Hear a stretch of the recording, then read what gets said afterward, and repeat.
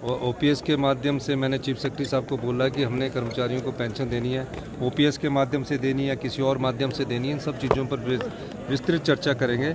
लेकिन अभी तक तो हम बिजली बोर्ड को बहुत ग्रांट दे रहे हैं और उनको मुझे लगता है कि 1-1.5 साल में ये सारी परिस्थितियों पर हम काबू पा लेंगे।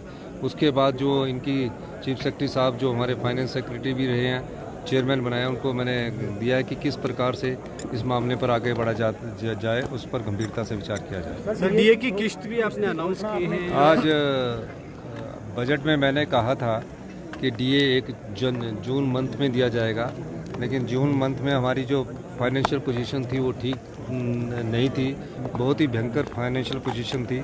लेकिन अभी भी फाइनेंशियल पोजीशन अच्छी नहीं है। लेकिन दीपावली के हर अवसर पर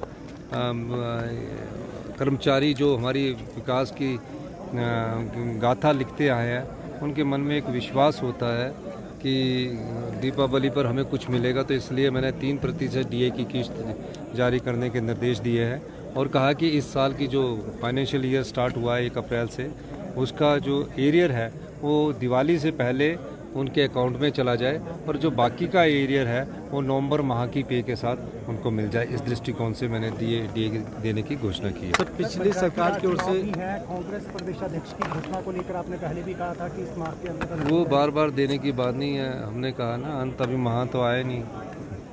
ठीक है सर, द्वेष की भावना से जो केसेस लिए गए थे उनको भी वापस नहीं, जो बिजली बोर्ड में किसी पर केसेस बने हैं उनको मैंने बोला है कि वापस लिया जाए, और जो आउटसोर्स के कर्मचारी इंजर्ड हुए हैं या किसी घटना के शिकार हो गए हैं उनके लिए उचित मुआवजे की मैंने बात की है। और जो एएलएम एलएम की प्रमोशंस की बात है, टीमेट की प्रमोशन की बात है, उनको कहा कि तुरंत प्रभाव से उन प्रमोशनों को भी कर दिया जाए। इस दृष्टिकोण से मैंने आज ये घोषणा की। सर, हाईकोर्ट ने फैसला लिया है कि जो मंदिरों का पैसा जो सरकारी खर्च नहीं किया जाएगा। तो सरकारी योजनाओं पर तो मंदिरों का पैसा पहले भी नहीं खर्च होता था। ये तो